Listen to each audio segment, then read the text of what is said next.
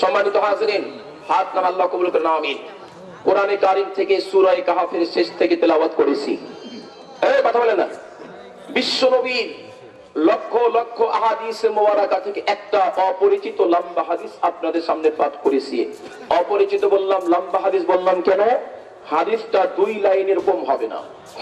অপরিচিত বললাম এজন্য, আমাদের মসজিদের মেম্বার থেকে তাবলীগের টঙ্গীর ময়দানে, চরমনার ময়দানে, বিভিন্ন ওয়াজ মাহফিল, তাফসীর মাহফিলের স্টেজ থেকে, বিভিন্ন ইসলামিক কনফারেন্সে হযরত উলামা কেরাম যে সমস্ত হাদিস সচরাচর পাঠ করেন, এগুলো হলো কমন হাদিস। যেমন বললেই বুঝবেন, ইন্নামাল আ'মালু বিন্নিয়াত, হাদিস শুনেন নাই? অর্থ না জানলেও কিন্তু হাদিস শুনেছেন। খায়রুকুম মান তাআল্লামাল কুরআন ওয়া আল্লামা, শুনেন নাই? কথা বলে না, শুনছেন না? এগুলো কমন হাদিস। আরেকটা কথা আপনাদেরকে বলি, দেখেন তো চেনেন কিনা।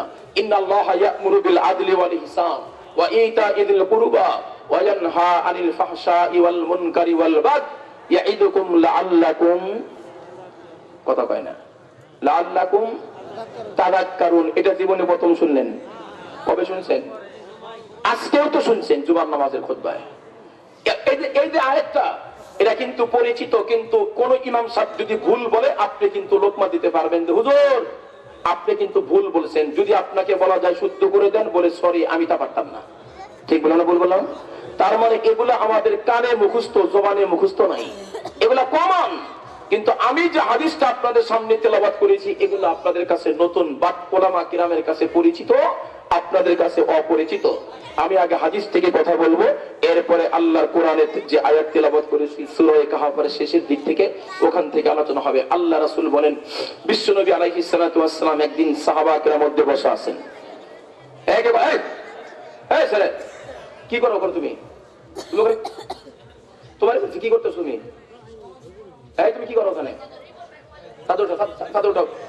হ্যাঁ, বাদাম খেতেছে ওখানে, কালাই খেতে। হ্যাঁ ভাই, কথা বললে কিন্তু ওয়াজ করতে পারবো না, ক্লিয়ার কথা।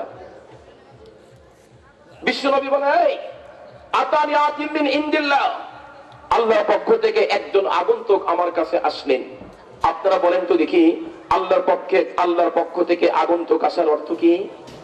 একজন ফেরেশতা?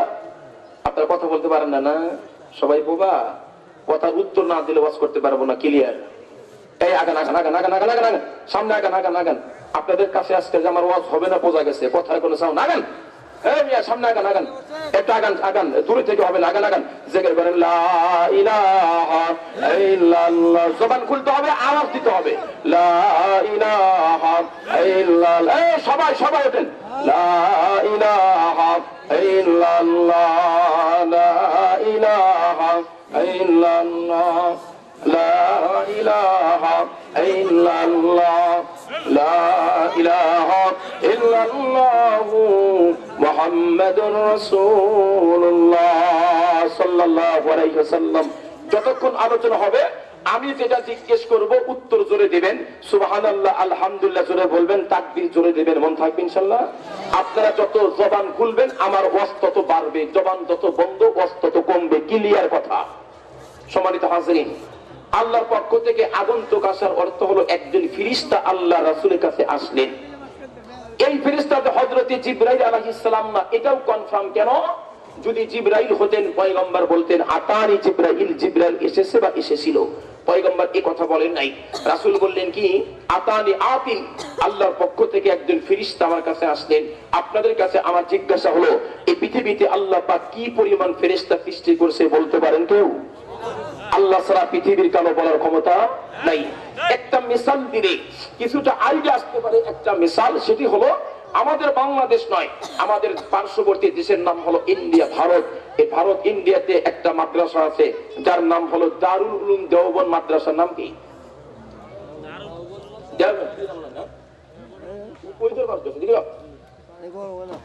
বরিশাল। হ্যাঁ, ওটা ফিরে নিয়ে আসো, ডাকবে তুমি কত নাম দিবার বার, ফটো ফিরে নিয়ে আসো, ডাকবে দাও, বুঝো না? ছোট মানুষ তো বোঝেন না। তো যাই হোক, দারুল উলুম দেওবন্দ তাম দুনিয়ার মাদ্রাসাগুলোর উম্মুল মাদারিস বলা হয়। ওই মাদ্রাসার শাখা হলো আপনাদের এইটা নতুন ইরতা, এই মাদ্রাসাটা। সুবহানাল্লাহ জোরে বলেন। ওখানে যে সিলেবাসে পড়ানো হয় এখানে ওই সিলেবাসে পড়ানো হবে। সমস্ত কওমি মাদ্রাসাগুলোর হলো মডেল। উম্মুল মাদারিস মাদ্রাসার মূল হলো ওইটা। ওই মাদ্রাসাতে একজন সুনামধন্য প্রিন্সিপাল ছিলেন, যিনি 1-2 বছর নয়, বিগত 52 বছর একাধারে যিনি প্রিন্সিপাল ইহতিমামের দায়িত্ব পালন করেছেন। সুবহানাল্লাহ জোরে বলেন। ওনার নাম হলো আল্লামা কারি তাইয়্যিব সাহেব রাহমাতুল্লাহি আলাইহি। উনি ওনার খুতুবাতে হাকিমুল ইসলাম মধ্যে লিখছেন, এই পৃথিবীর সবচাইতে প্রথম ঘরের নাম হলো বাইতুল্লাহ। নাম কি? বাইতুল্লাহ চেনেন? জয় মণ্ডপের কাছাকাছি মনে হয় নাকি? কোনটা? সেই সৌদিতে একদম পৃথিবীর মধ্য জায়গা অবস্থিত, ভৌগোলিক দিক থেকে একদম পৃথিবীর মধ্য জায়গা অবস্থিত আল্লাহ পাকে বাইতুল্লাহ স্থাপন করেছেন ফেরেশতাদের মাধ্যমে। সুবহানাল্লাহ জোরে বলেন। এটি হলো পৃথিবীর প্রথম ঘর। আপনাদের কাদের কাদের ইচ্ছা আছে বাইতুল্লাহ থেকে হজ করার? দেখি হাত তোলেন তো, হাত তোলেন তো। আল্লাহ কবুল করেন, আমিন। হাত নামান। অনেকে মনে মনে ভাবতেছেন, হুজুর হাত তো তোলাইলেন, 1 ঘন্টা পরে তো আপনার সাই দিয়েও ধইরা পাওয়া যাবে না, যাইবেন সিরাজগঞ্জ, তো আমাদের 6 লাখ টাকা দিব কেনা? প্রশ্ন আসতে পারে না? আমি আপনাদেরকে বলে যাই, মালিক যদি কবুল করে, খোদার কসম 1 টাকাও লাগে না। আর আসতে বলেন, মালিক কবুল করলে 1 টাকাও লাগে না। বাস্তব দৃষ্টান্ত আমি দেই। আমি 2000 সালে ঢাকা লালমাটিয়াতে দাওরা হাদিস পড়েছি, মোহাম্মদপুর লালমাটিয়ায় বুখারী পড়েছি। আল্লামা শাইখুল হাদিস আল্লামা আজিজুল হক রাহমাতুল্লাহ আলাইহির কাছে, না ওনারা চিনেন আপনারা? ওনার চাইতে ওনার সন্তানদের ভালো চিনেন আল্লামা মামুনুল হক, যিনি এখন কোন দেশে আছেন? জেলখানা দেশে আছেন, জেলখানায় আছেন। আমরা দোয়া করি আল্লাহ পাক যেন দ্রুত জামিনের ব্যবস্থা করেন, আমিন জোরে বলেন। শুধু ওনাকে নয়, মাজলুম উলামা কেরাম যারা আছে ওনারা যেন দ্রুত বের হয়ে আসতে পারে, আমিন জোরে বলেন, আমিন জোরে বলেন। দাওরা হাদিস পড়ে এজন্য মামুন ভাইয়ের সাথে অনেক ওয়াজে বলতাম যে, ভাই আমি কিন্তু আপনার ছাত্র না, আপনার বাবার ছাত্র। আমি আমার মহব্বত আদর করেন, ভালোবাসেন। হুজুর হাসতেন। মানুষটা আজকে জেলখানায় আছে, তাই না? আল্লাহ পাক হেফাজত করুন, আমিন জোরে বলেন।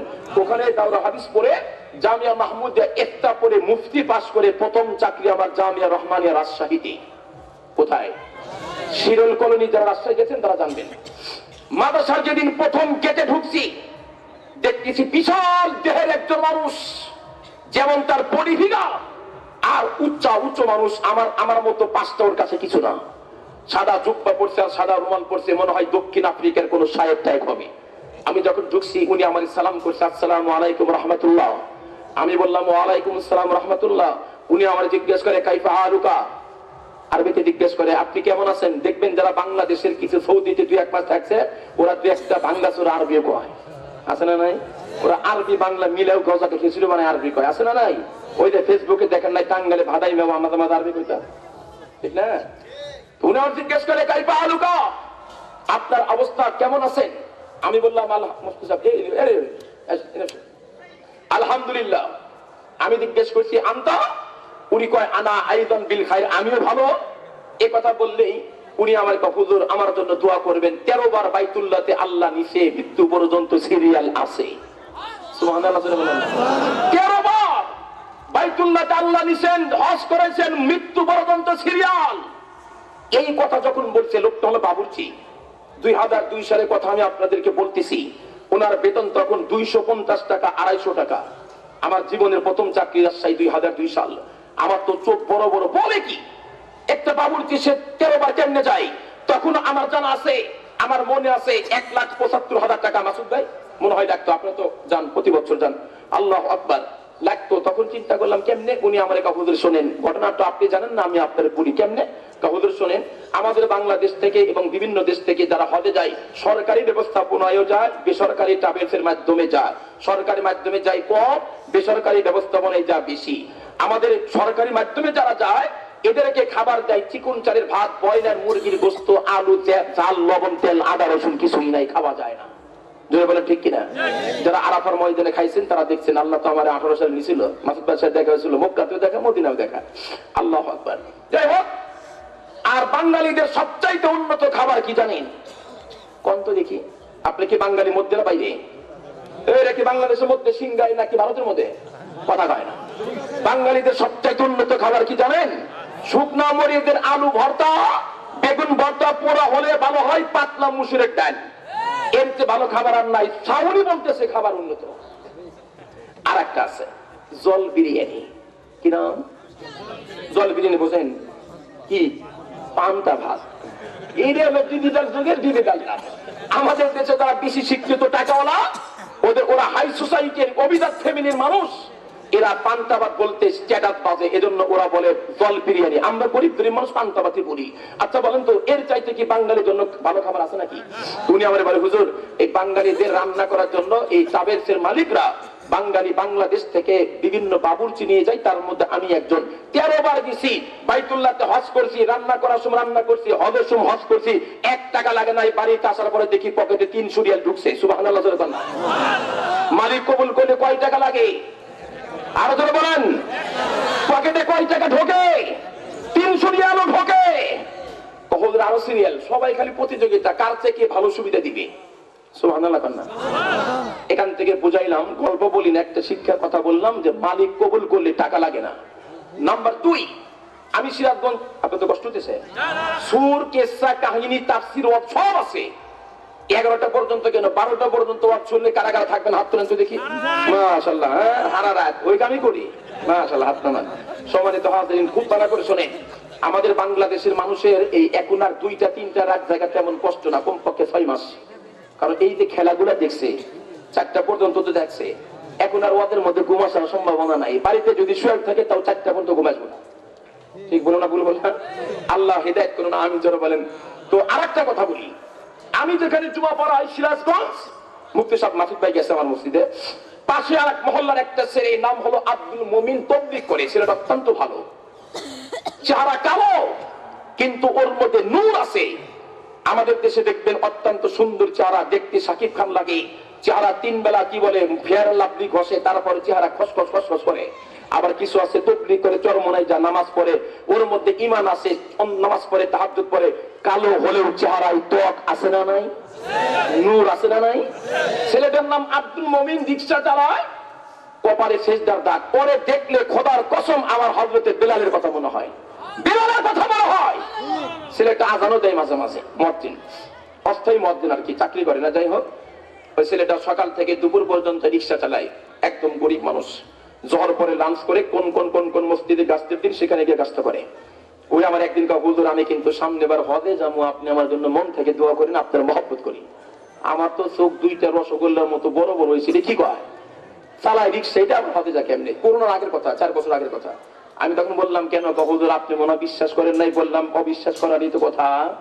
হুজুর শোনেন, আমি প্রত্যেক তবলিগ যেহেতু করি, প্রত্যেক সাপ্তাহিক বয়ানে বৃহস্পতিবার মাগরিবের পরে মার্কাজে বয়ান শুনি, কেন্দ্রীয় মসজিদে।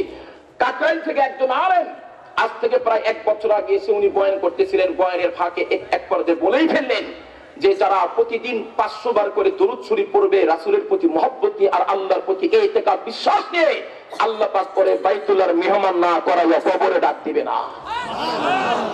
ও আমারই বলে, হুজুর জানেন, তখন আমি মনে মনে চিন্তা করলাম, আমি তো গরিব মানুষ, এই অফারটা আমারই বেশি দরকার, এজন্য সুযোগটা হাতছাড়া করি নাই। হুজুর বিশ্বাস করেন, 1 বছর যেতে না যেতেই আমল শুরু করছি, যেতে না যেতেই ওই যে গোশালা, এলাকার নাম গোশালা, এক ডোনার আমাকে বলতেছে, আব্দুল মুমিন পাসপোর্টটা তাড়াতাড়ি পাসপোর্ট অফিসে গিয়ে তৈরি করো, খরচ আমি দেবো, হজের টাকাও আমি দেবো। সুবহানাল্লাহ। ওয়াজের পরে জোরে বলেন, আমি আগে বলছি সুবহানাল্লাহ জোরে না বললে আমার ওয়াজ কমে দেবে না। 2টা কথা বললাম, এবার একটু হাত তোলেন তো, কার কার বাইতুল্লাহ যাওয়ার ইচ্ছা আছে? হাত তোলেন তো দেখি। হাত তুললেন না, মানে বিশ্বাস হয় নাই। হায় হায়, আল্লাহ কবুল করেন, আমিন। যারা গেছেন আল্লাহ পাক বারবার মেহমান মারাকা আমিন জোরে বলেন। যাই হোক, আল্লামা কারি তৈয়ব সাহেব রাহমাতুল্লাহ আলাইহি বলেন, ওই যে বাইতুল্লাহ, এটি হলো পৃথিবীর সর্বপ্রথম ঘর। এটা বরাবর প্রথম আসমানে আরেকটা বাইতুল্লাহ আছে, এটা বরাবর দ্বিতীয় আসমানে আরেকটা, তৃতীয়, চতুর্থ, পঞ্চম, ষষ্ঠ, সপ্তম আসমানে যেটা, তার নাম বাইতুল মামুর। ফাযিল আমালের মধ্যে পড়ছেন না, দেখছেন না? বাইতুল মামুর এটি হলো ফেরেশতাদের কিবলা। উনি বলেন, ওইখান থেকে যদি একটা মার্বেল পাথর যদি ফেলে দেওয়া হয়, একেবারে প্রত্যেকটা বাইতুল্লাহ ভেদ করে আমাদের বাংলা পৃথিবীর, এই দুনিয়ার বাংলাদেশ, এই পৃথিবীর মধ্যে যে বাইতুল্লাহ আছে মক্কাতে, ঠিক ওর মাঝখানে বরাবর, নাক বরাবর একবারে পড়বে। আর ভৌগোলিক দিক থেকে আল্লাহ পাক বাইতুল্লাহটা পৃথিবীর মাঝখানে রাখছে কেন?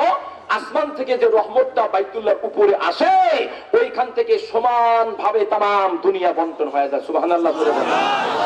হুজুর বলেন, এই বাইতুল মামুর যেদিন সৃষ্টি করেছেন আল্লাহ, আল্লাহ রাসূলের হাদিস পড়ি নকল করতেছেন, ওই দিন থেকে অদ্যাবধি কিয়ামত পর্যন্ত আল্লাহ পাকের প্রত্যেক দিন, প্রতিটা ডে, প্রত্যেক দিন 70,000 ফেরেশতা বাইতুল মামুরের তাওয়াফ করতেছেন, কিয়ামত পর্যন্ত করবেন। এখন আপনারা হিসাব করেন তো কি পরিমাণ ফেরেশতা আল্লাহর রিজার্ভে আছে। আরো মজার তথ্য শোনেন, যেই ফেরেশতা জীবনে একবার বাইতুল মামুরের তাওয়াফ করেছেন, কিয়ামতের আগে আল্লাহ পার হাতে পায়ে ধরে কান দিলে ওনারা দ্বিতীয়বার সুযোগ নাই। কথা মনে বুঝাতে পারলাম না? সিরিয়াল নাই, তাহলে বোঝা যায় মোটামুটি 12 কোটি ফেরেশতা মোটামুটি আছে, তাও পার হয় না। একটা কথা বলেন, কি পরিমাণ আছে আল্লাহ ভালো জানে, পৃথিবী কারো বলার ক্ষমতা নাই। এদের মধ্যে থেকে একজন ফেরেশতা রাসূলের কাছে এসে বলেন, নবী গো, আমি আল্লাহর পক্ষ থেকে আসি আপনার কাছে 2টা অফার নিয়ে। কিসের অফার? বাংলালিংক সিমে অফার না, সর্বোচ্চ গ্রাহক সেবা দিচ্ছে জিটি গ্রামীণ, এটাও না, রবি এয়ারটেল আছে না নাই, এটারও না, এটারও না। এখন তো অফারের শেষ নাই, একটা কিনলে আরেকটা ফ্রি। কথা কয় না? আমি যখন 2002 সালে কথা বললাম ওই রাজশাহী, আমি প্রথম আমার বাবার সাথে কথা বলছিলাম 12 টাকা মিনিট। তখন মোবাইল সিমের দাম ছিল কত জানা আছে কারণ? 5200 টাকা। 3000 দাম কেন? 5200 টাকা। আর এখন মোবাইল সিমের দাম কত? ফ্রি। 1 টাকাও না, বরং ওটা কিনলে আরেকটা টি শার্ট ফ্রি। আর বিশ্বকাপের অবস্থা চলাকালীন ছিল জার্সি ফ্রি, যেরকম, ঠিক না? এখন তো একটা আইফোন কিনলে আরেকটা রেডমি শাওমি ফ্রি। খালি ফ্রি আর ফ্রি, অফার অফার। শুক্রবারে এক অফার, পয়লা বৈশাখে এক অফার, 14 ফেব্রুয়ারি বিশ্ব বিহায়াপনা দিবসে এক অফার, 15 আগস্টে এক অফার, রবিউল আউয়াল 12 তারিখে অফার। মানে এই অফার আস্তে আস্তে এমন অবস্থা আছে, অফারের শেষ নাই। আর যে শেষ নাই, হাত ধোয়া দিবস, নাক সাফ করা দিবস, পাউ ধোয়া দিবস, সন্তান দিবস, বাবা দিবস, বাবা মানে একেবারে অবস্থা। ঠিক বললাম? ভুল বললাম? সম্মানিত হাজিরিন, খুব ভালো করে শুনবেন। তো ফেরেশতা এসে অফার দেয়, অল্প দিবা দাও। নবী আপনার কাছে আল্লাহর পক্ষ থেকে 2টা অফার। 1 নাম্বার হলো, আল্লাহ বলেছেন আপনি যদি চান আপনার গোটা উম্মতের অর্ধেক উম্মতকে বিনা হিসাবে আল্লাহ জান্নাত দিবেন, বাকিগুলা বিনা হিসাবে জাহান্নাম। এটা আপনি নিতে পারেন। 1 নাম্বার অফার আল্লাহর পক্ষ থেকে আপনার কাছে। নাম্বার 2, আপনি যদি চান আপনাকে সুপারিশ করার অনুমতি দেওয়া হবে। আপনি সুপারিশ করে করে যেই পরিমাণ সংখ্যা দরকার আপনি জান্নাতে নিয়ে যাবেন। সুবহানাল্লাহ জোরে বলেন। আপনাদের জিজ্ঞাসা করি, বলেন তো দেখি, আমার আপনার রহমতের পয়গম্বর দয়ার নবী, উনি 1 নাম্বারটা গ্রহণ করবেন না 2 নাম্বারটা নেবেন? কেন নেবেন? টক টাইম ফ্রি বেশি, ঠিক না? সুবিধাটা একটু বেশি। কারণ আমার আপনার পয়গম্বর চাইতে আমার একটা উম্মতে যেন জাহান্নামে না যায়, এমনকি আবু জাহেল যেন না যায়। কিন্তু হেদায়েতের মালিক কে? আল্লাহর পয়গম্বর বলো, বিলাল, কাল কিয়ামতের ময়দানে আল্লাহ পাক ঘোষণা করবে, তামাম পয়গম্বররা আপনাদের যেহেতু কোনো দুনিয়াতে গুনাহ নাই, এজন্য আজকে বিচার দিবস আপনাদের কোনো বিচার নাই, বিনা হিসাবে জান্নাতে চলে যান। আহলে সুন্নাত ওয়াল জামাতের আকীদা হলো একজন পয়গম্বর গুনাহ করে নাই। আদম পয়গম্বর থেকে মুহাম্মদ রাসূলুল্লাহ পর্যন্ত একজন পয়গম্বর ইচ্ছা করে একটা গুনাহ করে নাই। আব্দুল কাদের জিলানীর মতো যদি বড় পীরও যদি বলো অমুক পয়গম্বর গুনাহ করেছে, বলতে দেরি হবে, ঈমান যাইতে দেরি হবে না। আল্লাহ পাকের একজন পয়গম্বর গুনাহ করে নাই। আল্লাহ পাক বলবে পয়গম্বররা জান্নাতে চলে যান, হিসাব দরকার নাই। এই ঘোষণার পরে হযরত আদম পয়গম্বর জান্নাতের গেটে দাঁড়ায় যাবেন। সর্বপ্রথম হযরত আদম পয়গম্বর জান্নাতে গিয়ে দেখবে, গেটে গিয়ে দেখবেন জান্নাতের প্রহরী দাঁড়ানো, দরজা তালা দেওয়া। এই জান্নাতের প্রহরী দরজা খুলে দাও। জান্নাতের প্রহরী প্রশ্ন করবে, মান আনতা, আপনার পরিচয় কি? পরিচয় ওপেন করেন। অপরিচিত লোকের ঢোকার পারমিশন নাই, সংরক্ষিত এলাকা। আদম পয়গম্বর বলবে, আনা আদমুন নবিয়ুল্লাহ, আমি আল্লাহর প্রথম নবী আদম আলাইহিস সালাম, টাইম হয় নাই। আবার যে হযরত নূহ পয়গম্বর, মান আনতা, আপনার পরিচয় কি? আমি হলাম আদমের সানি, যাকে দ্বিতীয় আদম বলা হয়, টাইম হয় না। আবার যার ঈসা পয়গম্বর, মুসা পয়গম্বর, ইউসুফ পয়গম্বর, ইসরা কি বলে আপনার জাকারিয়া আলাইহিস সালাম, ইসমাইল পয়গম্বর, ইয়াকুব পয়গম্বর, ইব্রাহিম আলাইহিস সালাম, না না, টাইম হয় নাই। সব পয়গম্বর বলবে, জান্নাতের প্রহরী প্রায় পয়গম্বর তো আমরা চলে আসলাম, আর কবে তোমার টাইম হবে জান্নাতের দরজা খোলার? জান্নাতের প্রহরী বলবে, হাই, এত নবীর নাম শুনলাম, এখন পর্যন্ত একজন পয়গম্বর নাম তো শুনলাম না, কার কথা বলো? আখিরি জামানার পয়গম্বর নবী মুহাম্মদুর রাসূলুল্লাহ কি আসে নাই? বলে না, আসে নাই। উনি কোথায়? হাসরের ময়দানে সিজদায় পড়ে উম্মতি উম্মতি বলে কাঁদে। উম্মতের চূড়ান্ত ফয়সালা না হওয়া পর্যন্ত একটা কদম আল্লাহর পয়গম্বর জান্নাতের দিকে পা বাড়াবে না। আল্লাহু আকবার জোরে বলেন। আল্লাহর পয়গম্বর ডাকতে বেলাল, এমন সময় গায়েব থেকে ডাকতে, ইয়া মুহাম্মদ ইরফা রাসাক সালতুতাক, হে পয়গম্বর মুহাম্মদ আপনি যা চান তাই দেওয়া হবে, মাথা উঠান। হে বেলাল, জান্নাত থেকে একটা বাহন আসবে, আমি পয়গম্বরকে বলা হবে ওই বাহনে আরোহণ করার জন্য। ও বেলাল, কানো বেলাল, গোলামের ছেলে গোলাম বেলাল, পাও ফাটা বেলাল। সমাজের মানুষের কাছে দাম নাই, কিন্তু আল্লাহর কাছে দাম আছে না নাই? এ বেলাল, আমি পয়গম্বর ওই জান্নাতের বাহনে আরোহণ করবার তুমি গোলাম বেলালকে ডাকা হবে। দুনিয়াতেও যেমন তুমি আমার আগে আগে চলতা, রাস্তা পরিষ্কার করতা, আমার জান্নাতের বাহনের রশি ধরে ধরে তুমি আমার আগে আগে জান্নাতে যাবা। আল্লাহু আকবার জোরে বলেন। প্রশ্ন আসতে পারে, হযরত বেলালের দাম কি পয়গম্বর চাইতো বেশি? আগে গেলে কেন? আমি আপনাদেরকে বুঝাই জিজ্ঞাসা করি, আমাদের দেশের প্রাইম মিনিস্টার জননেত্রী শেখ হাসিনা, যারা ভোট দিচ্ছেন তাদের সরকার, যারা দেন নাই তাদের সরকার, উনি যদি আপনাদের এই কি জায়গার নাম কি সিংগাই আসে, মনে করেন সিংগাই বাজারে আসে, তাহলে ওনার আগে যদি 2-3টা police SI GB TV GSP থাকে, তাহলে কি প্রধানমন্ত্রীর দাম কমে? কথা বলেন। প্রধানমন্ত্রীর দাম আপন জায়গা ঠিক, কিন্তু ওর সামনে যারা থাকে ওর দাম বাড়ে। কথা কয় না? ওরা গর্ব করে বলে, আই মিয়া প্রধানমন্ত্রীর সামনে ডিউটি করেছি, মিয়া জানা মানে বাবি আলাদা। হযরত বেলালের দাম বেড়ে গেছে, নবীর দাম কমে নাই, নবীর দাম কমে নাই। এই হাদিসটা বললাম কি বুঝাইতে চাইছে বলেন তো? আল্লাহ নবী কি 1 নাম্বার অফার নেবেন না 2 নাম্বার নেবেন? আরো জোরে বলেন। কিন্তু আল্লাহর পয়গম্বর বেশি খুশি হওয়ার কারণ নাই। আমি পাইকারি ভাবে মানিকগঞ্জের লোকগুলো সবাইকে সুপারিশ করে জান্নাতে নিব, এই কন্টেক্টটা আমি নেই নাই। ফাস্তারতুস শাফাআতা ওয়া হিয়া লিমান মাতা ওয়া লাম ইশরিক বিল্লাহি শাইআ। বিশ্বনবী বলেন, মাইকগুলো তুলে দিতেছে, কাছে সাউন্ড নাই। বিশ্বনবী বলেন, 1 নাম্বার অফার নেই নাই, 2 নাম্বার অফার নিলাম, কিন্তু শর্ত একটা লাগাইলাম, আমার ওই উম্মতদেরকে সুপারিশ করে জান্নাতে নিয়ে যাব, যেই উম্মতগুলো মৃত্যুবরণ করবে এমন অবস্থায় যে তার আমলনামার মধ্যে শিরকের মতো গুনাহ নাই, শিরকের মতো গুনাহ নাই, এমন উম্মতকে সুপারিশ করব আমি পয়গম্বর। যারা শিরক নিয়ে কবরে যাবে ওদেরকে সুপারিশ আমি মুহাম্মদুর রাসূলুল্লাহ জীবনেও করব না, জীবনেও করব না। তাহলে বোঝা গেল জান্নাত পাওয়ার জন্য রাসূলের সুপারিশ দরকার আছে না নাই? আর রাসূলের সুপারিশ পেতে হলে শিরকের মতো গুনাহ নিয়ে কবরে যাওয়া যাবে না। বলে হুজুর শিরক কি? এটা কি আদা পেঁয়াজ মরিচ? না, আমি শিরোনামটা বলি, আপনারা মুখস্থ করেন। কবর পূজা, বলেন কবর পূজা, পীর পূজা, মাজার পূজা, কবরে সেজদা করা, পীরের পায়ে সেজদা করা, আল্লাহ ছাড়া অন্যের সামনে মাথা নত করা, শিরক শিরক শিরক। বুঝাইতে পারি নাই? শিরোনামটা মুখস্থ করেন। কবর পূজা, এজন্য বলেন না, পীর পূজা, মাজার পূজা, কবরে সেজদা করা, পীরের পায়ে সেজদা করা, আল্লাহ ছাড়া অন্যের সামনে মাথা নত করা, শিরক একটাও করা যাবে না। কথা কয় না? আমাদের সিরাজগঞ্জে একটা পীর ছিল, 16 বছর গোসল করেন, একটা না 16 বছর। আপনাদের মানিকগঞ্জ এগুলো নাই। আমাদের যমুনা সেতুর পরে উত্তরবঙ্গে অভাব নাই, 16 বছর গোসল নাই। আপনারা কি বলেন? এই লোকটার শরীর থেকে দুবাই আর কি বলে সৌদির ইন্টারন্যাশনাল সবচাইতে উন্নত মানের এই আতরের সুঘ্রাণটাই বের হওয়ার সম্ভাবনা আছে। কথা বলে না? এরপরও কিছু লোক কয় এই বাবাদের মধ্যে মাল আছে। কি কয়? বাবাদের মধ্যে কি আছে? মাল আছে। আমার ওই এলাকায় আরেকজন পীর ছিল, উনি আজ থেকে আমি জুমা পড়াই 19 বছর হলো। কত বছর? মেন শহরে ওই 19 মাসুদ ভাই এখানে বসে 19 বছর, আরো 20 বছর আগের কথা। কত হলো? যারা অটো পাস করছেন তারা কথা বলি না, আপনাদের কথা দাম নাই। যারা আসল পাস তারা কন। 19 বছর আর 20 বছর কত হয়? 39 বছর আগে কোত্থেকে যেন একজন পীর আছে, একদম A to Z উলুঙ্গ, ন্যাংটা, একটা বড়টো শরীরে নাই। এটা আমাদের বলছে আমার এক মুসল্লি, উনি আবার তবলিগ করে, একেবারে আল্লাহওয়ালা মানুষ, সাংঘাতিক মিথ্যা কথা বলে না। আমি যতদূর দেখছি উনি আমার ইনফরমেশন করছেন।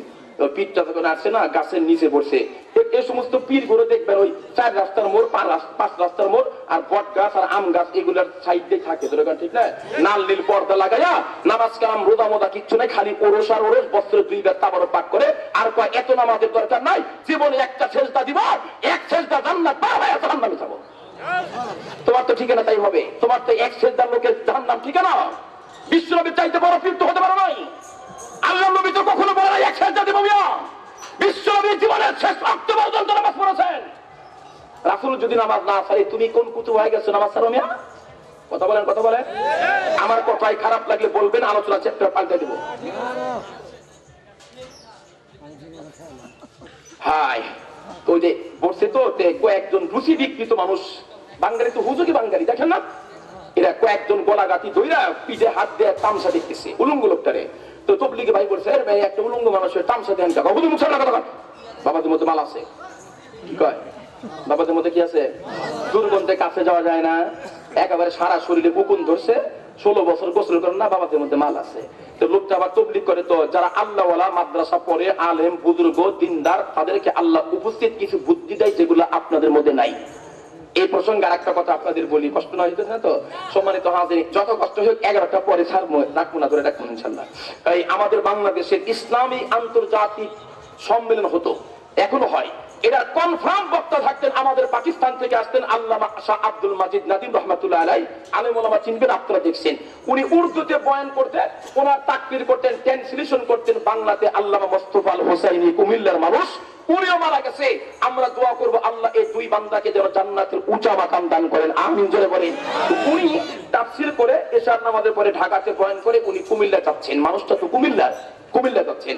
রাত 12টা 1টার পরে উনি একটা হাইওয়ে রোডের পাশে একটা রেস্তোরাঁ হোটেলে নামছেন, একটু চা বিরতি, একটু ইস্তেঞ্জা করবে, এরপর খাদেমকে বলছে এই খাদেম আমার ক্ষুধা লাগছে, কারণ বয়ানের পরে আমাদের অসম খিদা লাগে, কথা বলেন না? এই তাই হকুনি বলছে একটা রুটি একটা মুরগির গোশত, বাস আর কিছু না। এই দুটা খাদেম অর্ডার দিয়েছে, খাবার চলে আসছেন। হুজুর টেবিলে বসে, বুজুর্গ মানুষ তো টুক টুক টুক করে খাচ্ছেন, আস্তে আস্তে খাইতেছেন। পাশের টেবিলে ছিল একজন জেন্টলম্যান, যেমন তার বডি উঁচু একেবারে ওই রকম, দাড়ি একটাও নাই, গলায় টাই পরা, বাম হাতে উনি চা খাচ্ছেন। আমাদের দেশের যারা বেশি শিক্ষিত দুনিয়ার লাইনে টাকাওয়ালা, ওনারা বাম হাতে কোল্ড ড্রিঙ্ক খায়, কফি খায়, চা খায়, মনে করে এটা সভ্যতা। মনে রাখবেন, সুন্নতের বিরুদ্ধে কখনো সভ্যতা হতে পারে না, যেটা সুন্নতের বিরুদ্ধে ওটাই হলো অসভ্যতা, অভদ্রতা, ঠিক কিনা? উনি তখন দেখছে হুজুর তো মুরগির রামটা চাবাইতেছে, তখন মনে মধ্যে শয়তান একটা খোঁচা দিছে, যাই হুজুরকে একটু অপমান করার চেষ্টা করি। আপনাদের এলাকার মধ্যে নাই, আমাদের ওদিকে আছে, আলেম দেখলে শরীর চুলকায়, দাড়িওয়ালা দেখলেই ভালো থাকে না, একটু খোঁচা দে বোঝেন, খোঁচা দিবার এসেন না, বেজালে করার সম্ভাবনা আছে। তো হুজুর খাচ্ছেন, তো লোকটা আস্তে আস্তে করে কাপটা হাতেই আছে, বাম হাতে, উনি টেবিলের পাশে বসে বলতেছে হুজুর একটা প্রশ্ন ছিল, যে হুজুর বলো, হুজুর আমাদের দেশের কুকুররা যেন কি খায়? কুকুররা কি খায়? আপনাদের এলাকা কুকুর নাই, কথা বলেন না কেন? কুকুররা কি খায়? তো লোকটার উদ্দেশ্য খারাপ, উনি চিন্তা করছেন হুজুর বলবো হাড্ডি খাই, তো হুজুর নিজে অপমান হবে। এই লোকটা তো জানে না যে মাল এটা কুমিল্লার মাল, কথা বলেন না কেন? আছে না নাই? উনি আবার বলছে যে বর্তমান ডিজিটাল যুগ তো কুকুররা চা খায়, লোকটা কি খায়? বলছে লেজ ফুটাইয়া আগে ছিল 1 টেবিল দূরে, এখন গেছে 12 টেবিল ফাঁকে। কত আপনি হুজুর করে কত বুদ্ধি, আলেমদের খোঁচা দিতেছে না, বেদলে পড়ার সম্ভাবনা আছে। আমাদের মেধা আছে, আমরা দেখাই না। আমরা মুসলিম মাদ্রাসা চাকরি করি, 5-10 টাকার বেতন।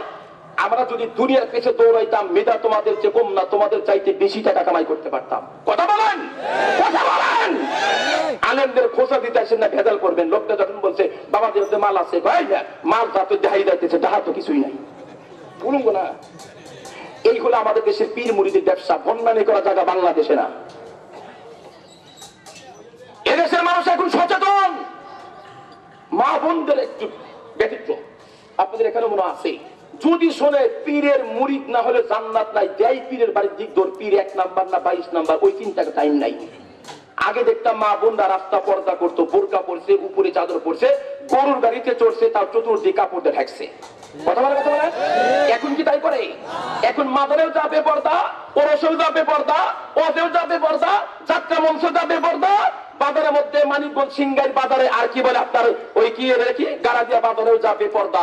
আবার তাহাজ্জুদ পরে কপাল কালো করে, খোদার কসম মা তোমারে বলে গেলাম, তাহাজ্জুদ পরে যতই কপাল কালো করো, পর্দা নাই, তোমার জান্নাত নাই, পর্দা নাই জান্নাত নাই, পর্দা নাই জান্নাত নাই। শুধু আমাদের পুরুষের পর্দা নাই, কথা কয় না, বোরকা পরেন না কেন? বলে বুঝুন না, আমাদের পুরুষের তো বোরকার পর্দা না। যদি বোরকা পরে বর্তমান কেউ, তাহলে বুঝতে হবে 2 দলের 1 দলের, হয় তাসলিমা নাসরিনের দলের সদস্য, আর না হয় জেএমবি 3 নম্বর সদস্য, প্রশাসন ওই খুঁজতেছে। তার মানে মা বোনদের পর্দা হলে একটু যে ঢাকা। মা বোনদের আরেকটা কঠিন মাসলা বলে যায়, জান্নাতে তো সোজা নয় মিয়া, চাইলে পাওয়া যাবে। রাস্তার পাশে বাড়ি থাকলে একতলা, দুইতলা, তিনতলা, পাঁচতলা পর্যন্ত আপনার গোসলের পরে অন্তর্বাস সহ যত কাপড় আছে রাস্তার মধ্যে কখনো দিবেন না। মানুষের বেগানা পুরুষের চোখ লাগলে আপনার গুনাহ হবে। কথা বলেন। আড়ালে আড়ালে মহিলাদের পর্দা সাংঘাতিক জিনিস। মুসলমান মা বোনদের মাঝখানে হাদিস বলে যায়, মহিলা আছে নাকি?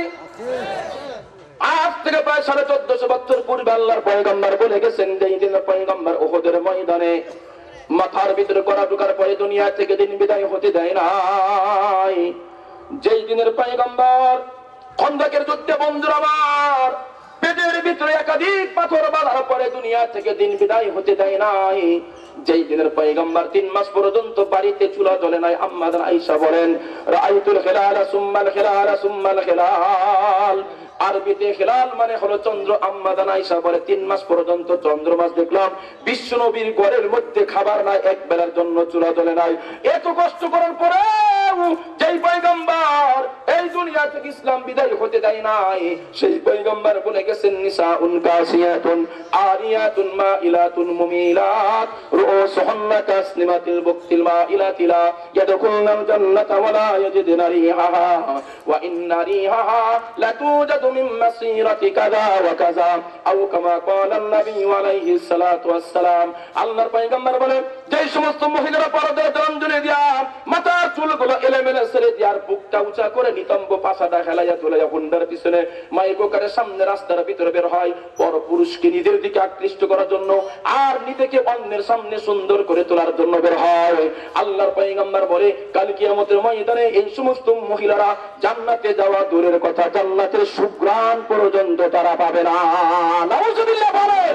মা বোনদের বলি, শরীয়তের পর্দা নালে জান্নাত নাই। দুঃখ লাগে মিয়া, আমাদের পার্শ্ববর্তী হিন্দু সংখ্যাগরিষ্ঠ ভারতে একটা মুসলিম নামের পর্দার আন্দোলন করছে, করে নাই? রাশিয়া কাশ্মীরের মেয়েরা ইমানের আন্দোলন করে।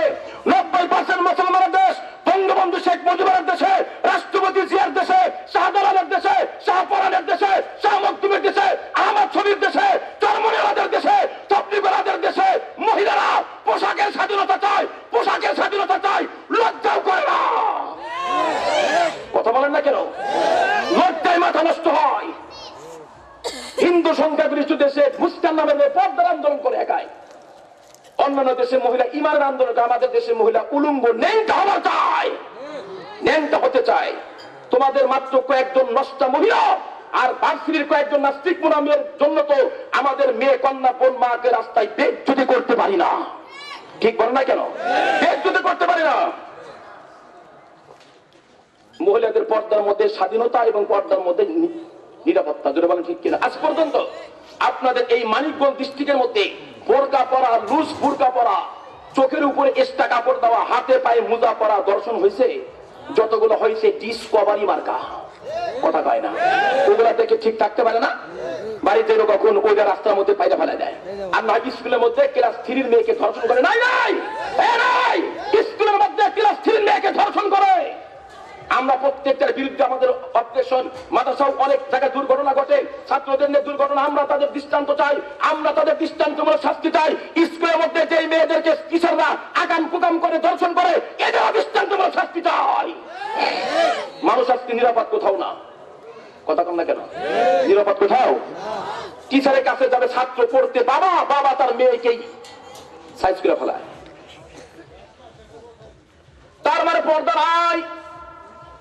আল্লাহর পয়গম্বর বলেন, মহিলাদেরকে ডেকে বলে, এই পর্দা যদি শরীয়তের পর্দা করে, দুনিয়াতেও নিরাপদ, পরকালে নিরাপদ, জান্নাতে যাবে। জোরে বলেন সুবহানাল্লাহ।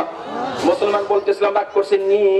মুসলমান বলতেছিলাম পয়গম্বর বলে, আমার সুপারিশ যদি পেতে চাও তাহলে শিরক নিয়ে কবরে কিন্তু যাওয়া যাবে না। এতক্ষণ পর্যন্ত আমি আপনাদেরকে হাদিসের কথাটা বললাম। এবার আল্লাহ বলে, ফামান কানা ইয়ারজু লিকা রাব্বিহি ফালইয়ামাল আমালান সালিহা ওয়া লা ইশরিক বিইবাদাতি রাব্বিহি আহাদা। আল্লাহ ডেকে বলে, বান্দা যদি জান্নাত পেতে চাও আর জান্নাতের মধ্যে আমি আল্লাহর দর্শন লাভ করার আশাবাদী হও। এ বলেন কোন ব্যক্তি জান্নাত চায় না? যেই লোকটা 5 ওয়াক্ত নামাজ পড়ে সে বলে জান্নাত চায়, যেই লোকটা জুমার দিন হাজির সে বলে জান্নাত চায়, যেই লোকটা বলে জীবনে একটা সিজদা দিব ও বলে জান্নাত চায়, যেই লোকটা বাবা ইয়াবা গাদা খায়া ওই যে সিংগাইর বাজারের উপর হয়ে শুয়ে আছে, কানের মধ্যে যদি মুখটা লাগে এখন এই মাতাল হইতো মাতাল, জান্নাত চাও না জাহান্নাম, লোকটা অবশ্যই অ্যানসার দিবে মদ এমনি খাই না, জান্নাতে যাবো তাই খায়। কথা কয় আল্লাহ কয় জান্নাত কি তার শ্বশুর বাড়ি নাকি রে? রাত 3টার সময় মাতাল হয়া দরজায় গিয়া টক টক করলে শাশুড়ি আম্মা দরজা খুলে দেয়, কারণ শাশুড়ি আম্মা তো ধরা আছে মেয়ের জামার কাছে, যদি উল্টা পাল্টা করে তাইলে 1 2 3 ধরে কোন ঠিক মেরে তালাক দিয়ে দিব। আল্লাহ কয় আমি কারো শ্বশুর নই, আমি কারো সঙ্গে নিয়ে বিয়ে দেই নাই, আমি কারো বাপ নই, কারো সন্তান নই। কুল হুয়াল্লাহু আহাদ আল্লাহুস সামাদ লাম ইয়ালিদ ওয়া লাম ইউলাদ ওয়া লাম ইয়াকুল লাহু কুফুওয়ান আহাদ। আমি কাউরে জন্ম দেই নাই, কারো থেকে জন্মগ্রহণ করি নাই। এই জান্নাত যদি পেতে চাও আর জান্নাতের মধ্যে আমি আল্লাহর দর্শন আশাবাদী হও, দুনিয়াতে 2টা কাজ তোমাদেরকে করতে হবে, একটা করতে হবে আর একটা ছাড়তে হবে। করতে হবে হলো ফালিয়ামাল আমালান সালিহা, 1 নাম্বার নেক আমল করতে হবে, নামাজ না পড়লেও চলবে। কথা বলে না, কথা বলে না। লা ঈমান লিমান লা সালাত লা, বিশ্বনবীর ওপেন চ্যালেঞ্জ হাদিস, যার নামাজ নাই তার ঈমান নাই। মান তারাকা সালাতান মুতাআম্মিদান ফাকাদ কাফার। বিশ্বনবী আরেক হাদিসে বলে, বুখারীতে আছে, যে ব্যক্তি ইচ্ছাকৃত নামাজ ছেড়ে দিল সে কুফরি করলো। কি করলো? কুফরি করলো। এজন্য নেক আমলের মধ্যে প্রথম নাম্বার আমল কি? প্রথম নাম্বার কি? নামাজ। 5 ওয়াক্ত পড়া না 3 ওয়াক্ত পড়া? 5 ওয়াক্ত পড়া নামাজ, এটা হলো নেক আমল। বাপ মাকে কষ্ট দেওয়া নেক আমল, কথা কয় না? সাবধান যুবক, বাপ মাকে কষ্ট দিও না। বিরুল ওয়ালিদাইন, আল্লাহর পয়গম্বর এক হাদিসের মধ্যে আছে, পয়গম্বর চেয়ারে আলাদা বসা, সাহাবাগণ সামনে বসা, পয়গম্বর কা আলা উখবিরুকুম বিআকবারি আকবারিল কাবাইর, আমি কি তোমাদের বলবো না সবচাইতে কবিরা গুনার মধ্যে আবার কোন কোন বড় বড় গুনাহ? সাহাবাগণ বলেন না ইয়া রাসূলুল্লাহ, অবশ্যই বলবেন। আল্লাহর নবী কয় আল ইশরাকু বিল্লাহ, 1 নাম্বার আল্লাহর জাত সিফাতের সঙ্গে শিরক করা, এটাই হলো সবচাইতে বড় কবিরা গুনাহ, সবচেয়ে বড়। এরপরে পয়গম্বর হেলান্ডে বসা আছে, আবার বললেন ওয়া উকুকুল ওয়ালিদাইন, পিতামাতাকে কষ্ট দাও 2 নম্বরের কবিরা গুনাহ। যুবক পায়ে হাত দিয়ে বলি, বাপ মায়ে কষ্ট দিও না। আমার আগে নোয়াখালীর মেহমান অনেক কথা বলেছে, আমি শুধু একটা কথা বলে যাই। একটা সন্তান তার বাবাকে নিয়ে গেছে, কোটি কোটি বিলিয়ন ডলারের বাড়ি নিয়ে গেছে, বাংলাদেশের অবস্থা নিয়ে গেছে বৃদ্ধাশ্রমে। কোথায়? ভাই কথা বলে না। বৃদ্ধাশ্রম সরকারি ব্যবস্থাপনায় নার্সিং এর ব্যবস্থা, খাওয়ার ব্যবস্থা, থাকার ব্যবস্থা, যাদের কেউ নাই থেকেও নাই, এই বুড়া বুড়ি গুলাকে পালে কি সরকার? দেখুন ঠিক কিনা? এই বৃদ্ধাশ্রমে নিয়ে গেছে। তো বাবা যখন সন্তান যখন বাবার নিয়ে গেছে, তো বাবা দেখতেছে, কবে এটা কোন জায়গায় আনছো? তোমার খালার বাড়িও তো না, কারবা না বাবা, এটা বৃদ্ধাশ্রম। কেন? আব্বা কি বলবো, আপনার বৌমা চাই না যে বাকি জীবন আপনি আমার বাড়ি থাকেন, আপনি এখানেই থাকতে হবে। হায় হায় হায় হায়, বলে কি? টাকার পিছে দৌড়াই দাঁড়িয়ে, হালাল নাই হারাম নাই, দিন নাই রাত নাই, ঝড় নাই বৃষ্টি নাই, গরম নাই শীত নাই, টাকা টাকা টাকা। আজকে সন্তান জীবিত থাকতেই সন্তানের বউ তোমাকে বাড়ি থেকে বের করে দেয়। কথা বলেন? তাই তো একজন কষ্ট করে বলেছিল, আরে একটা মায়ের পেটে 10টা সন্তানের জায়গা হয়, কিন্তু 10টা সন্তানের 10টা ফ্ল্যাটে একটা মায়ের জায়গা হয় না। দুঃখ লাগে, দুঃখ কলিজা ফেটে যায়। কথা বলেন নাই? একটা মায়ের পেটে 10টা সন্তানের জায়গা হয়, 10টা সন্তানের ফ্ল্যাটে একটা মার জায়গা নাই, রাস্তা রাস্তা ঘুরে। যুবক যুবক পায়ে হাত দেবনি, খবর আছে দুনিয়াতে কষ্ট দেওয়া, দুনিয়ায় জাহান্নাম, দুনিয়ায় জাহান্নাম। সন্তান বলতেছে, আব্বা এখানে আনছো কে? বলে আব্বা পৌঁছায় না, ওই যে বোর কাছে যৌতুক নিয়েছে 10 লাখ, বোঝেন না? যৌতুক আনলে কি আর কোনো কথা বলা যায়? এমনি তো কথা বলাই যায় না। তারপরে তখন 10 লাখ আনছে, কিছু করে মনে আছে 10 আনছো, কিন্তু এখন আর ম্যানেজারের সাথে পারে না, ধরে কোন ঠিক না? এখন কয় ঠিক আছে বাবা, কে কবাল কবাল কবাল রাজা, বৌমারে দেখে রাখিস, নাতিটারে দেখিস। নাতি একটা আছে 11 বছর। কয় বছর? হ্যাঁ, মনে রাখেন সামনে কি ভালো খবর আছে। বাড়িতে গেছে, হাজার হলে বাবা তো বউ তো খুশি, আবার বিদায়, টেবিলে লাঞ্চে ডিনার করতে বসে রাত্রিবেলায়, তো সন্তান খাচ্ছে, বাবা তো খায় খায়, চোখ দিয়ে পানি বলা যায় যায় না, কিন্তু বৌমা খুশি, আপদ বিদায় একেবারে হাউসে খাউসে খাচ্ছে, 2 নলা 3 নলা সমানে খাচ্ছে। এখন সন্তান ডাক ডাক, আব্বা একটা কথা বলি। বাবা বলো। আব্বা তুমি আজকে দাদাকে যেখানে রেখে আসছো, আমি বড় হলেও তো তোমাকে ওই জায়গায় রেখে আসবো, তাই না? কি তাই না? যেই বলছে বাবার চোখ খুলে গেছে, এই চোখ না অন্তর চোখ। হাই হাই বলে কি? মাত্র 3 ঘন্টার ব্যবধান রিঅ্যাকশন শুরু হয়ে গেছে। এরকম বউ দরকার নাই, মরলে মানিকগঞ্জে মেয়ের অভাব নাই, তোর ঠিক না? এরা খালি মানি ফালা যা চলে গেছে বৃদ্ধাশ্রমে, গিয়া দেখতেছে বাবার দুনিয়াতে হার্ট অ্যাটাক করে মারা গেছে, মারা গেছে। যুবক পায়ে হাত দিয়ে বলি, বাপ মাকে কষ্ট দিবা, আরশের মালিক অসন্তুষ্ট হবে, অসন্তুষ্ট হবে। বাবা যখন হবে তখন বুঝলাম, 3টা ছেলের বাবা হয়েছে, এখন বুঝি বাপ মার কি কষ্ট। 3টা সময় যদি বাড়িতে অনেক সময় মাহফিল করে যাই, আমার 3টা ছেলে, বড়টা হলো 18 বছর, মেয়েটা 11 বছর, 12 বছর, ছোটটা 4.5 বছর। এই 3টা ছেলে মানুষ করছে, আমার মনে আছে। মহিলারা দেখেন না কত কষ্ট করে, আমরা কষ্ট কি করি, ওরা তো আরো বেশি করে। ডেলিভারি কষ্ট একাই করে, দুধ খাওয়ার কষ্ট একাই করে, পেটের মধ্যে ধারণ করার কষ্ট একাই করে। কথা কয় না? ডেলিভারি কষ্ট কি আমরা ভাগ নেই নাকি? চেয়ারম্যান মিটিং ডাকছে সকাল 10টায়, চেয়ারম্যান মিটিং ডাকছে, কাউন্সিল সবাই রাখছে, সবাই টাইম মতো উপস্থিত। একজন কাউন্সিল আসতে দেরি হয়েছে, চেয়ারম্যান কি দেরি কে? হুজুর স্যার ডেলিভারি কেস। চেয়ারম্যান আরে এই কেসের কথা কয় না, সাংঘাতিক কেস, গত বছর আমার দাদা মারা গেছে এই কেসে। কথা কয় কি মারা গেছে? দাদা ডেলিভারি কেসে মরে? তুমি গোড়ার ডিম বুঝছো? ডেলিভারি কেসে কিন্তু মহিলারাই মরে। ঠিক কিনা? এই কষ্ট করছে। যুবকদের পায়ে হাত দিয়ে বলি, মনে রাখো দুনিয়াতে কিন্তু আযাব হবে। মুসলমান ভাইরা আমার কথাগুলো দিল দিয়ে বুঝেন। আল্লাহ বলে জান্নাত চাইলে পাওয়া যাবে না, একটা আমল করতে হবে আর একটা ছাড়তে হবে, করতে হবে নেক আমল। এই আব্বা মাকে ভালোবাসে, স্ত্রীকে মহব্বত করে, এগুলো নেক আমল, মানুষকে দান করে নেক আমলের মধ্যে পড়ে। 2 নাম্বার ব্যাখ্যা করার টাইম নাই, 11টার মধ্যে দোয়া হবে ইনশাআল্লাহ, কোনো টেনশন নাই। হুজুর বাড়ি যাবো কেমনে না, অসুবিধা নাই, 11টার মধ্যে 1 মিনিট আগে দোয়া হয়ে যাবে। মুসলমান খুব ভালো করে শোনেন, আল্লাহর পাক ডাক দেখায় জান্নাতে যাওয়ার জন্য 2টা আমল, একটা করতে হবে আর একটা ছাড়তে হবে। করতে হবে নেক আমল আর ছাড়তে হবে ওয়ালা ইশরিক বিইবাদাতি রাব্বিহি আহাদা, ইবাদতের মধ্যে আমি আল্লাহর সাথে কাউকে শরীক করতে পারবা না। শুধুমাত্র মূর্তি পূজা করার নাম শিরক, তাই নয়। আল্লাহ ছাড়া অন্যের সামনে সেজদা দেওয়ার নাম শিরক, তাই নয়। আল্লাহর পয়গম্বর বলে ইবাদতের মধ্যে শিরক হয় কেমনে? এক হাদিস আল্লাহর পয়গম্বর বলে, মান সাল্লা ইলা ইন্নাস ফাকাত আশরাকা বিল্লাহ। কোন ব্যক্তি যদি মালিক বন্দির যদি হয় আর যদি নামাজ পড়ে আর মনে মনে বলে এই আমি নামাজ পড়তেছি, এলাকার লোক দেখো আমিও কিন্তু নামাজি কম নয়, আল্লাহর পয়গম্বর কয় নামাজের মধ্যে তুমি শিরক করলে, নাউজুবিল্লাহ। নামাজেও শিরক, কোরবানি শিরক হয়। গত বছর দিয়েছেন 50,000 টাকার কোরবানি, এবছর টাকা নাই, ব্যবসা লস। এখন কয় হাই হাই, এলাকার মধ্যে তো মান সম্মান থাকে না, কি করি? ব্রাক অফিসে গিয়ে লোন নিয়ে এসেছি। 2টা গুনাহ করলেন, একটা হলো মানুষকে দেখাবেন আর একটা সুদের উপর কিস্তিরা কোরবানি দিয়েছেন। খোদার কসম একটা কবুল হবে না, সওয়াবের নিয়ত করলে ঈমানও চলে যাবে। কথা বলেন না কেন? কিস্তিতে কি আছে এখানে? মিয়া ওয়াজিব হবে দিব, ওয়াজিব নাই দিব না। কোরবানিতে শিরক হয়, হজের মধ্যে শিরক। আমি যদি হজ করি মানুষ বলবে বাপরে বাপ লোকটা হজ করছে, লোকটা আরো বেশি সালাম দিব, এরকম নিয়ত করলে রিয়া আসে, শিরক হয়ে যায়। কিন্তু রোজার মধ্যে কোনো শিরক নাই। সুবহানাল্লাহ বলেন। আছে নাকি? কোন ব্যক্তি রোজা রাখে বল নাকি এই মাইক দিয়া সিঙ্গার বাজার বলে নাকি ভাই তোমরা সবাই জানো আমি রোজা রাখছি? বলে নাকি? কেউ কয় না, কারণ সবাই এখানে গোপন আল্লাহর জন্য। এজন্যই তো আল্লাহ বলি আস-সাওমু লি ওয়া আনা আজজিউ বিহি, রোজা একমাত্র আমি আল্লাহর জন্য, হাদিসে কুদসি, আর এজন্য বিনিময়টা আমি আল্লাহই দেব, জান্নাত। আর আস্তে সুবহানাল্লাহ করেন। আপনারা ঘুমাইতেছেন নাকি?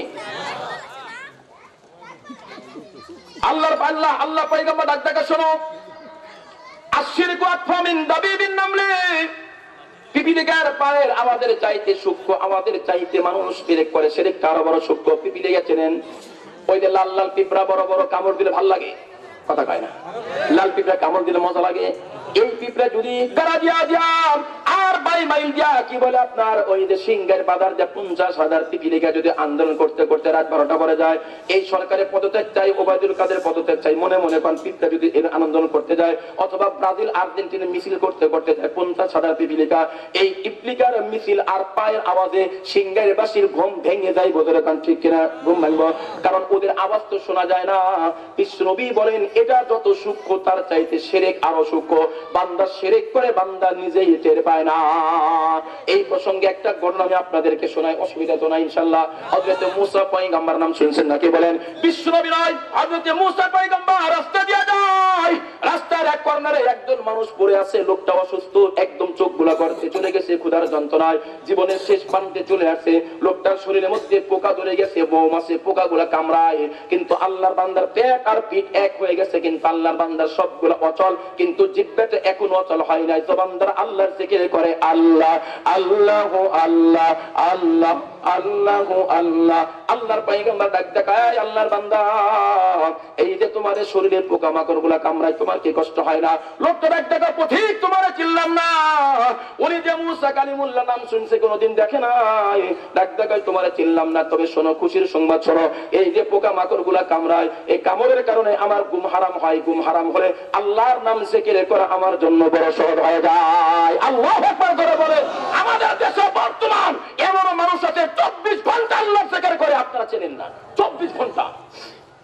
আমার মা যখন মারা গেছে, আমার 11 মাস বয়স, কত বুকে দুধ ছাড়ি নাই। এখন তো বাচ্চারা 3-4 বছর দুধ খায়, 2 বছর 2.5 বছর দুধ খাওয়ার নিয়ম। আমি 11 মাস, মা চলে গেছে। মাকে দাফন করার মাত্র 3 ঘন্টা পরে আমার বড় বোন মারা গেছে। আমার আব্বার মানসিক অবস্থা কেমন থাকতে পারে বলেন? ওই দিন আমাদের বাড়িতে হাবিব জহুদুর রহমাতুল্লাহ নাম শুনছেন তো? হাবিব জহুদুর গেছেন, আমার আব্বার মুরব্বী ছিলেন। আমি তখন 11 মাস, হুজুর আমার বাড়িতে গিয়ে আমার কোলে নিয়ে দোয়াও করছেন। আর ওই দুয়ার তখন দেলার হোসেন সাইদি সাহেব গেছেন, উনি তখন রাজনীতি করতেন না, এখন তো জেলখানা। উনি আমার বড় ভাই, আমার মুরব্বী ছিলেন, তখন রাজনীতি করেন নাই। উনি গেছে, এই 2 জন ব্যক্তি আমার কোলে নিয়ে দোয়া করছে। দোয়ার বরকতে তাম বাংলাদেশে তাফসীর করি, তাছাড়া ইলম কালাম বলতে কিছু নাই। ওই হাবিব জহুদুর রহমাতুল্লাহ আলাইহি একদিন বাথরুমে ঢুকছে, আল্লাহুম্মা ইন্নী আউযু বিকা মিনাল খুবসি ওয়াল খাবায়েস, এটা বলে বাম পাতে ঢুকছে। যখন বের হয়েছে তখন দাঁতের কর্নার দিয়ে রক্ত ফিনকি ছুটছে, রক্তের। খাদেম ডাক টাকা, হুজুর কার সঙ্গে মারামারি করলেন? পল্টনে গেছিলেন নাকি? হুজুর কার সঙ্গে মারামারি করলেন? রক্ত বের হয়ে গেছে। হুজুর কয়, না না মারামারি করেন, রক্ত কেন বের হয়? হাবিব যদি ডাক টাকা, আমি তো আল্লাহর নাম জিকির করি, 24টা ঘন্টা আল্লাহর জিকির করি। যখন বাথরুমের মধ্যে পা দিয়ে বাম পা দিয়ে ঢুকলাম, আমি তখন খেয়াল করলাম, লক্ষ্য করলাম আমার জিহ্বাটাও জিকির হয়ে গেছে, জিকির চালু হয়ে গেছে। আমি কন্ট্রোল করতে পারলাম না। মনের মধ্যে চিন্তা হলো, বিশ্বনবীর হাদিস হলো, বাথরুমে যাওয়ার পরে, টয়লেটে যাওয়ার পরে ওখানে জিকির লিসানি, জবান দ্বারা আল্লাহর নাম জিকির করা জায়েজ নাই। এদিকে জবানটাকে কন্ট্রোল করতে পারি না।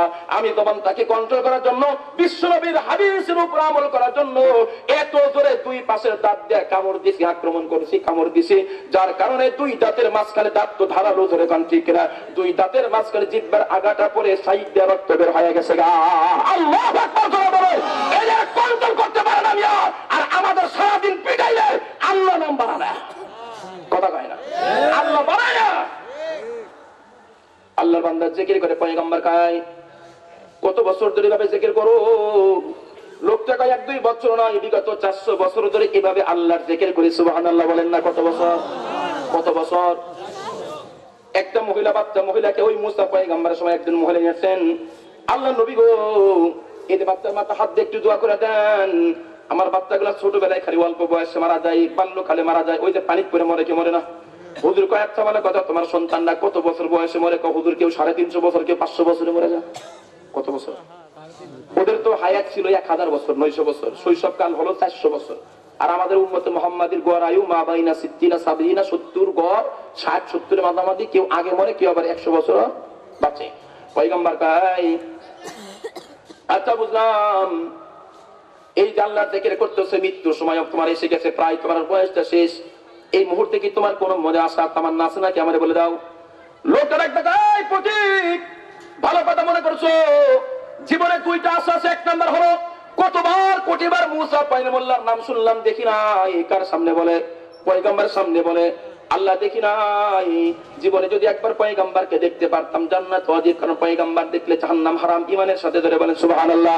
আল্লাহ নবী মুস্কি হাসি দেখায়, আল্লাহ বান্দা চিন্তার কোনো কারণ নাই, আমি সাধারণ কোনো মুসলিম নই, আমি হলাম মুসা কালিমুল্লাহ।